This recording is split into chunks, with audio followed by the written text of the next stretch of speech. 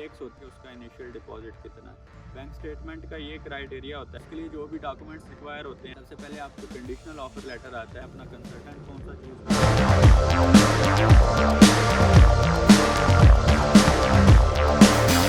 अस्सलाम वालेकुम guys, this is Mohammad Huzaifa and welcome to my channel Huzaifa in UK. Video के title से जैसे आपको पता चल गया होगा कि वीडियो किस बारे में है, तो डेफिनेटली ये वीडियो उन लोगों को गाइड करने के बारे में है जो मुझसे पूछ रहे थे। मेरे कुछ फ्रेंड्स मुझसे पूछ रहे थे कि क्या प्रोसीजर है यूके में अगर हम लोग स्टूडेंट वीज़ा पे आना चाहते हैं। तो मैं रिसेंटली भी चूँकि स्टूडेंट वीज़ा पे आया हूँ, सितंबर इनटेक में मुझे आलमोस्ट 1 मंथ होने वाला हो चुका है, बल्कि 25 अगस्त को मैं आया था यूके, तो फिर मुझे 1 मंथ हो गया इधर। तो ये वीडियो उन लोगों के लिए है, उनको गाइड करने के लिए जो क्वेश्चन उन लोगों ने मुझसे किए, लाइक कौन सी यूनिवर्सिटी चूज़ करनी चाहिए, किस कोर्स में हम लोगों को आना चाहिए। तो इस वीडियो में मैं सारे क्वेश्चन इंशाल्लाह क्लियर करूँगा कि क्या प्रोसीजर है स्टूडेंट वीज़े का, अगर आप लोग भी स्टूडेंट वीज़े पे यूके आना चाहते हैं। तो उससे पहले मैं आपको अपना थोड़ा सा इंट्रोडक्शन दूँ। मैं एमएससी के लिए आया हूँ यूनिवर्सिटी ऑफ ब्रैडफोर्ड में, और मैं मैनचेस्टर में रह रहा हूँ मैं। तो वीडियो स्टार्ट करने से पहले मैं आपको थोड़ा सा दिखा दूँ कि how actually Manchester looks like. तो चलें इंशाल्लाह दिखाता हूँ।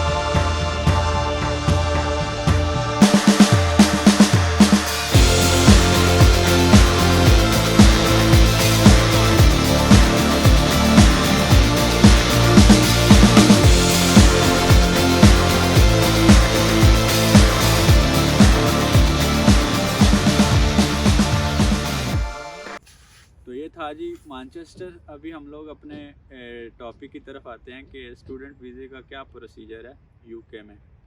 तो मेजर जो 2 इंटेक्स होते हैं यूके में, एक सितंबर इंटेक और एक जनवरी इंटेक। ये 2 मेजर इंटेक्स होते हैं जब स्टूडेंट्स अप्लाई कर सकते हैं।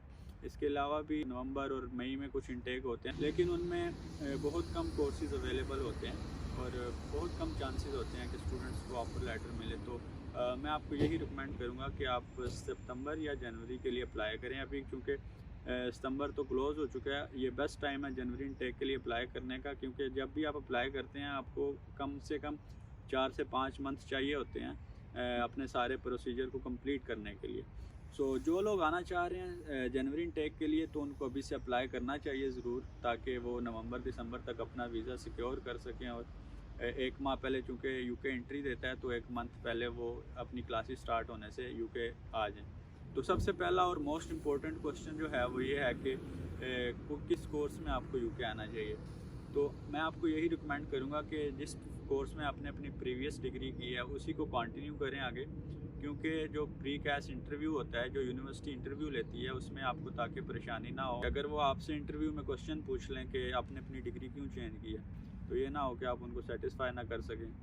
और इसलिए बेहतर यही है कि be on the safe side और अपनी डिग्री को चेंज ना करें, उसी डिग्री को आगे कंटिन्यू करें। अगर आप लोग मास्टर के लिए आना चाह रहे हैं तो भी, और अगर बैचलर्स के लिए आना चाह रहे हैं तो भी अपनी डिग्री सेम रखें। तो सबसे पहले आपने अपना कोर्स चूज़ करना है जिस कोर्स में आप अप्लाई कर रहे हैं, और वो देखना है कि किन यूनिवर्सिटीज़ में अवेलेबल है। तो कोर्स सेलेक्ट करने के बाद आपने अपनी यूनिवर्सिटी देखनी है कि कौन सी यूनिवर्सिटी वो कोर्स आपको प्रोवाइड कर रही है। कुछ मेन यूनिवर्सिटीज़ के नाम मैं आपको बताता हूँ, जैसे ग्लासगो कैलिडोनियन यूनिवर्सिटी है, ग्लासगो में है। इसका लंदन में भी कैंपस है, और यूनिवर्सिटी ऑफ हर्टफोर्ड शायर है, वो भी लंदन में है। यूनिवर्सिटी ऑफ ब्रैडफोर्ड है, वो जिसमें मैं आया हूँ, वो मैनचेस्टर के करीब है।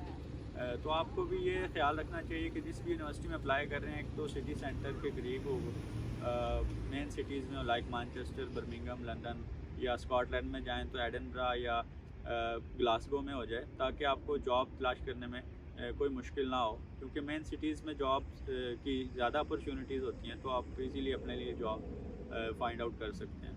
तो यही सारी चीज़ें हैं जो यूनिवर्सिटी सेलेक्ट करते हुए आपको अपने माइंड में रखनी चाहिए। नेक्स्ट जो प्रोसीजर है वो ये कि आपने अपना कंसल्टेंट कौन सा चूज़ करना है। वो ये देख लें कि जो भी आपने अपने लिए यूनिवर्सिटी सेलेक्ट की है उसका जो कंट्री मैनेजर है वो कौन है, उससे कॉन्टैक्ट करके उसके थ्रू अपना प्रोसीजर करवाएं, आपका इजीली सारा प्रोसीजर हो जाएगा। और अगर आप लोग यूनिवर्सिटी ऑफ ब्रैडफोर्ड में करवाना चाहते हैं तो मैं रिकमेंड करूँगा कि पैरागॉन ओवरसीज़ एजुकेशन से करवाएं। उनके थ्रू मैंने भी अपना प्रोसीजर सारा करवाया बहुत स्मूथली और बगैर किसी परेशानी के सारा प्रोसेस अल्हम्दुलिल्लाह हो गया था। तो अगर आप लोग यूनिवर्सिटी ऑफ ब्रैडफोर्ड में और जो वो ऑप्शंस दे रहे हैं, अगर आप लोग वहाँ अप्लाई करना चाहते हैं तो उनके थ्रू करवाएं। ये सारी चीज़ें करने के बाद जब आपने अपना कोर्स भी सिलेक्ट कर लिया, यूनिवर्सिटी भी सिलेक्ट कर ली, अब टाइम है कि आप लोग अप्लाई कर दें। अब उसके लिए जो भी डॉक्यूमेंट्स रिक्वायर होते हैं उसमें आपकी प्रीवियस क्वालिफ़िकेशन की सारी डिग्रीज़ आपको चाहिए होती हैं, मैट्रिक, एफएससी या बैचलर्स की। वो लेकिन आपको कहीं से टेस्ट करवाने की ज़रूरत नहीं है, लाइक आईपीसीसी या मोफा से आपको टेस्ट नहीं करवानी पड़ती। यूके विदाउट अटेस्टेशन आपको एडमिशन देता है यूके की यूनिवर्सिटीज़। तो आपको डिग्रियां अपनी चाहिए, आपको अपना वैलिड पासपोर्ट चाहिए, आपको 2 रिकमेंडेशन लेटर चाहिए जो आपने अपनी जहाँ से भी प्रीवियस एजुकेशन की है वो आपको प्रोवाइड करेंगे। आपको 2 रिकमेंडेशन लेटर चाहिए। इसके अलावा आपको एसओपी चाहिए, आइट्स या पीटी का आपको सर्टिफिकेट चाहिए जो भी आपने किया हुआ है। लाइक अगर आप लोग बैचलर्स के लिए आना चाह रहे हैं तो उसकी रिक्वायरमेंट डिफरेंट है, वो 5.5 पे भी आपका एडमिशन हो जाएगा। अगर आप लोग मास्टर्स के लिए आ रहे हैं तो आपको मिनिमम 6.5 चाहिए होते हैं। वो ऑलमोस्ट पीटी में अगर आप लोग उसके 58 के इक्वल बनते हैं, आपको 58 मिनिमम लेने होते हैं पीटी में। इसके अलावा आपको अपना CNIC चाहिए, आईडी कार्ड, और आपको बैंक स्टेटमेंट चाहिए होती है। तो आप लोग अब जैसे ही अप्लाई करते हैं तो 2 से 4 हफ्तों का टाइम होता है उसमें कि यूनिवर्सिटी आपको ऑफ़र लेटर प्रोवाइड कर देती है। ज़्यादा टाइम भी लग सकता है, 1.5 माह तक, लेकिन 1.5 माह में आपको यूनिवर्सिटी ऑफ़र लेटर दे देती है। सबसे पहले आपका कंडीशनल ऑफ़र लेटर आता है। वो कंडीशंस उसमें लगी होती हैं, जो आपने डॉक्यूमेंट्स आपके मिसिंग होते हैं वो आपने रिक्वायरमेंट्स उनकी मीट करनी होती हैं। तो जैसे ही आप उस रिक्वायरमेंट्स को उनकी मीट करते हैं तो आपका अनकंडीशनल ऑफ़र आ जाता है 2 से 4 दिन के अंदर।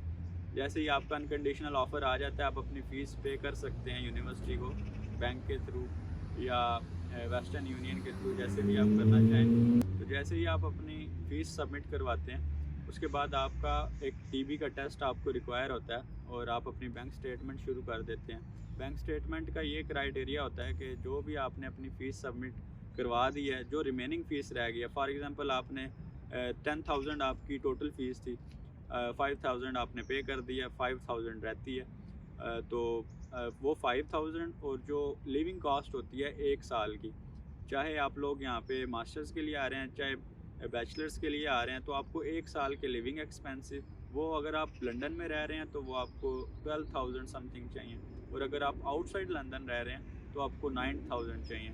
ये डिफरेंस इसलिए है कि क्योंकि लंदन थोड़ा महंगा है, वहाँ पे लिविंग एक्सपेंसिव थोड़े ज़्यादा हैं बाकी यूके के निस्बत। तो वो लिविंग एक्सपेंसेस और जो रिमेनिंग फ़ीस है उसको आप जमा करके जितने पाउंड बनते हैं उसको अपनी करेंसी में उसको कैलकुलेट कर लें।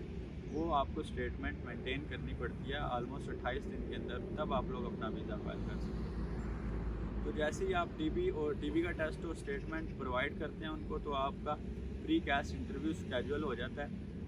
प्री कैस्ट इंटरव्यू आसान होता है, मैं आपको बताऊंगा उसमें भी क्या क्वेश्चंस होते हैं और आपने किस तरह प्रिपेयर करना है। तो आप लोग जैसे ही अपना इंटरव्यू क्लियर करते हैं तो यूनिवर्सिटी आपको कैश लेटर दे देती है, कंफर्मेशन ऑफ एक्सेप्टेंस लेटर। तो जैसे ही आपको वो कैश लेटर मिलता है तो 90% ऑलमोस्ट आप अपना वीज़ा सिक्योर कर चुके होते हैं। उसके बाद आपने सिर्फ अपना वीज़ा फ़ाइल करना होता है। वीज़ा फ़ाइल जब आप करते हैं तो आपको एम्बेसी की फ़ीस और इंश्योरेंस की फ़ीस, अगर आप लोग बैचलर्स के लिए अप्लाई कर रहे हैं तो 3 साल की इंश्योरेंस की फ़ीस देनी होती है, और अगर आप लोग मास्टर्स के लिए अप्लाई कर रहे हैं तो आपको डेफिनेटली 1 साल की इंश्योरेंस आपको देनी पड़ेगी। और एम्बेसी फ़ीस देके आप लोग अपना वीज़ा फ़ाइल करते हैं, और अगर आप लोग स्टैंडर्ड वीज़ा फ़ाइल करते हैं तो 15 दिन के अंदर डिसीजन आ जाता है। मेरा 12वें दिन डिसीजन आ गया था।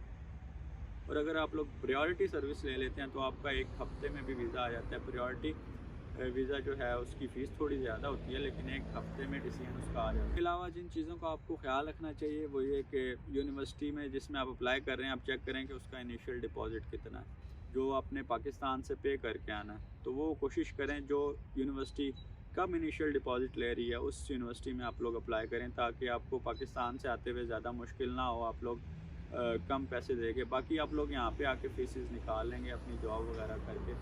जॉब्स इधर मिल जाती होती हैं। तो इस चीज़ का आप लोगों ने ख़्याल रखना है कि यूनिवर्सिटी जिसमें कम इनिशियल डिपॉज़िट हो उसी को सिलेक्ट करें। तो ये सारी इन्फॉर्मेशन थी एडमिशन के रिलेटेड। तो अब इसके अलावा अगर कोई क्वेश्चन आपके जहन में है जो क्लियर नहीं हो सका, तो वो आप लोग कमेंट कर सकते हैं, मैं डेफ़िनेटली उसका आंसर दूँगा इंशाल्लाह। और नेक्स्ट भी इंशाल्लाह मैं वीडियोज़ बनाता रहूँगा मुख्तलिफ़ टॉपिक्स के ऊपर। तो अगर आप लोगों को वीडियो अच्छी लगी है तो सब्सक्राइब ज़रूर कर दें और बेल आइकन को भी प्रेस कर दें, ताकि नेक्स्ट वीडियोस की जो नोटिफिकेशन है वो आप तक आ सके। Thank you very much. मिलेंगे इंशाल्लाह अगली वीडियो में। अल्लाह हाफ़िज़।